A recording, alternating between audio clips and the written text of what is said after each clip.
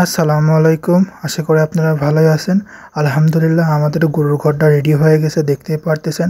আপনারা অনেকে আমাকে প্রশ্ন করতেছিলেন যে ফাঁকা জায়গাটুকু আমরা কি লাগাবো। ফাঁকা জায়গাটুকুর জন্য আমরা নেট বানায় নেট লাগাইছি, দেখতে পারতেছেন। আর এই যে ঘরে ঢোকার যে গেটের সামনে আমরা একটা পটি বানাবো, কিন্তু আমাদের ইট ফুরায় যাওয়ার কারণে আমরা এখানে একটা পটি বানাতে পারি নাই। তাই আমরা এখানে মাটি ফেলে এই মাটির পর আমরা একটা ছোটোভাবে আমাদের খোয়া আছে ঢালাই করে দেবো, যেন গরু ওঠা নামা করতে পারে। আজকে আমাদের ঘরে আমরা গরু তুলছি, আসুন আপনাদেরকেও দেখাই।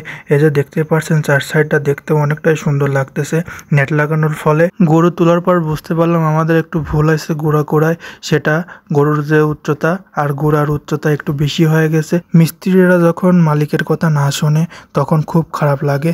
আমি বলছিলাম কি যে গোড়ার যে গোড়াগুলি আছে উপরে অত বালি আমার লাগবে না। আমি বাজার থেকে আসি দেখছি কি যে আমার যে বালিটা লাগানো হয়ে গেছে। তারপর বালি লাগানো হয়ে গেছে, সাথে কালি লাগানো হয়ে গেছে। তো পরে বললো কি যে কিছু হবে না নে, এমআই খাতে পারবে না, অসুবিধা হবে না নে। কিন্তু এখন দেখতেছি কি যে এটাই আমার কাল হয়ে দাঁড়াইছে। গরু গোড়ার ভিতরে বেশি ভিতরে খাইতে পারতেছে না, উপর টানি খাইতে পারতেছে। এমনকি গরুকে পানি খাওয়াইতে হলে কিছু দিয়ে তারপর আগে পানি খাওয়ানো লাগতেছে। আমি বলেছিলাম কি যে গরু যে সাইড হয় গোড়ায় খাবে সেই সাইডে হালকা একটু রাউন্ড করে দিয়েন, এই জায়গায় আমার বেশি বালির প্রয়োজন নেই। তো কিন্তু তারা সেভাবে দেয় নেই। রাজমিস্ত্রির পর একটা কাজ দিয়ে তুমি বাইরে যাবে, তোমার কাজ এসে দেখবে কি যে অন্য রকমের হয়ে গেছে। বন্ধুরা অবশ্যই বন্ধুরা রাজমিস্ত্রির কাজ করাইলে দেখে দেখে কাজ করাবে, না ছাড়া নিজের মন মতো না হলে সমস্যা। নিজের কাজ ফালাইতে অন্য জায়গায় গেলে পরে তোমার কাজ ঠিকঠাকভাবে হবে না, কিন্তু দিন শেষে তারা হাজিরি ঠিকঠাকভাবে নেবে। কিছুদিন আগে তোমাদেরকে আমি একটা শর্ট ভিডিও জানাইছিলাম আমাদের একটা বাছুর অসুস্থ, একটাই বাছুর আমাদের অসুস্থ। তোমরা দেখতেই পারতেছো সারা গায়ে গোল গোল বড় বড় ফোট বের হয়েছে। ডাক্তার এসে ইঞ্জেকশনও করে গেছে। তোমাদেরকে আমি এর আগে শর্ট ভিডিওতে দেখাইছি, তোমরা দেখছো কিনা জানি না। অবশ্যই যদি না দেখে থাকো আমার চ্যানেলের শর্ট ভিডিওগুলো তোমরা দেখবে বন্ধুরা। এই গরুটা নিয়ে আমরা সবাই টেনশন আসি। আর 4 দিন এই ঘরে গরু তোলার আগে আর 3 দিন অসুস্থ, এই ঘরে তোলার পর 1 দিন অসুস্থ। আমি তো আরও 3 দিন ধরে এই ভিডিও বানাচ্ছি বন্ধুরা তোমাদের দেখানোর জন্য। কি বলবো বন্ধুরা, এই গরুটার চিকিৎসায় বাবদ প্রায় 4,000 টাকা খরচ হয়ে গেছে। 1800 ইঞ্জেকশন প্রায় তোমার 3600-3800 টাকা এরকম নিয়ে এনেছে বন্ধুরা। তা আমাদের আরও এর জন্য ওষুধ কিনতে হয়েছে 4-5 হাজার টাকার।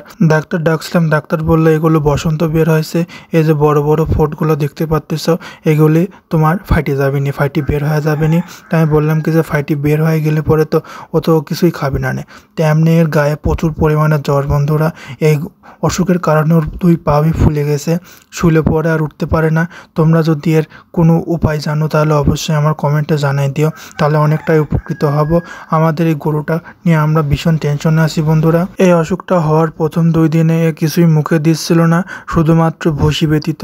ভুসি খাচ্ছে তাও দ্বিতীয় দিন থেকে অল্প ½ কেজি এরকম করে ভুসি দিচ্ছে আব্বু 3 বেলায় ভুসি খায়। না ছাড়া এর যে গুড়ার ভিতরে খড় ঘাস দেওয়া আছে এই 2টার কিছুই খাচ্ছে না বন্ধুরা। আমরা অনেকটাই টেনশন করতেছি। তোমরা যদি কেউ জেনে থাকো অবশ্যই আমার কমেন্টে কমেন্ট করবে বন্ধুরা, আমরা তোমাদের সাথে যোগাযোগ করার চেষ্টা করব। তোমরা ভিডিওতে দেখতে পারতেছো আমি এর যে গায়ের পর হাত দিচ্ছি, এর গাও প্রচুর পরিমাণে গরম। আর এর যে ফোটগুলো ধরতেছিলাম আমি, তুমি দেখতে পাচ্ছ তোমরা এই ফোটগুলো অনেক বড় বড়। এর যে ফোটগুলো বন্ধুরা আমি যখন 5 লোক দিয়ে ধরি তাহলে মনে হচ্ছে কি যে এক একটা লাটিমের মতো শক্ত, কিন্তু এখনো মনে করে কি যে অনেকটাই আছে যেটা লরম সেটা হাত দিলে পরে গরু লড়াচড়া করতেছে। তাতে বুঝলাম কি যে অনেকটাই বিধনা এটা, এই জিনিসটা। আব্বু অনেকটাই ওষুধ খাওয়াচ্ছে, দেখতেই পারলাম। আমরা গরুকে ওষুধ খাওয়াই বাঁশের চোঙ দিয়ে, এটা আমাদের এখানে সহজ হয়, একাই খাওয়ানো যায়, 2 জন ব্যক্তির প্রয়োজন হয় না। তোমরা কিভাবে খাও গরুকে ওষুধ অবশ্যই আমার কমেন্টে জানাই দিও, আর আমার চ্যানেলটিকে একটা সাবস্ক্রাইব করে দিও বন্ধুরা। দেখতে পাচ্ছ ফোটগুলো অনেক বড় বড়, আর এর গায়ে যে জায়গায় ফোট আছে এই জায়গায় মনে হচ্ছে কি যে আগুন ঢালে দিছে, প্রচুর পরিমাণে গরম। আগের ঘরে যে ফ্যান লাগানো ছিল এই ফ্যানটা এখানে লিয়েছি লাগাইছি। তো আব্বু বললো কি যে এইখানকার লাইনটা তুমি সেট আপ করে দাও, তুমি কাজ কাম ভালো জানো। তো আমি বললাম কি যে তুমি থুয়ে দাও, আমি নামাজ পড়ে এসে সেট আপ করে দেবো না। তো বন্ধুরা নামাজ পড়ে এসে এই কাজই শুরু করেছি। তো দেখলাম কি যে এইখানে নেই ব্লেডটা ঘরে টেনে নিয়ে আসি, কাজ শুরু করে দিলাম। আজকে এই কাজটুকু না শেষ করতে পারলে এই রাত্রি এরা থাকতে পারবে না। আর বন্ধুরা আমি যখন কাজ করতেছি তখন এখানে প্রচুর পরিমাণে বাতাস, কারণ আমরা যে নেটটা দিছি নেট দিয়ে প্রচুর পরিমাণে বাতাস আসতেছে। অবশেষে তোমাদের সাথে কথা বলতে বলতে আমি এখানে লাইটের লাইনও করে দিছি, প্লাস ফ্যানের লাইনও করে দিছি। এখন শুধু দেখার পালা কি যে এখানকার লাইট আর ফ্যানগুলো কাজ করে কিনা। তো বন্ধুরা আমি যাচ্ছি, যায়া মেন লাইনটা ঠিক করে দিয়ে আসি, দেখবো কি যে এখানকার লাইট আর ফ্যানটা কাজ করে কিনা। মেন লাইন দিয়ে আসি, ফ্যানের সুইচ দেওয়ার পর দেখলাম ফ্যান ঘুরতেছে।